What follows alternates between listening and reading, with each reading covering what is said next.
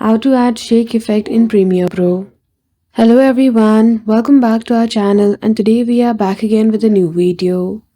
So without any delay, let's get into it. For that, firstly open the Premiere Pro application and import the video in which you want to apply the shake effect.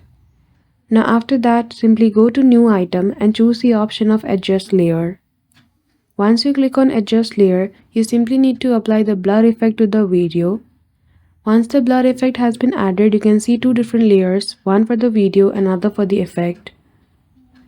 Adjust the layer of the blur effect throughout the video. Now after the layer has been adjusted, make sure the blur effect is broken into pieces throughout the video. Once you do that in frame, you will be able to see that the effect of shake has been applied to your video. So that's it. I hope you found this video helpful. If you did, don't forget to give it a thumbs up and subscribe to our channel, This tutorial. Thank you for watching till the end.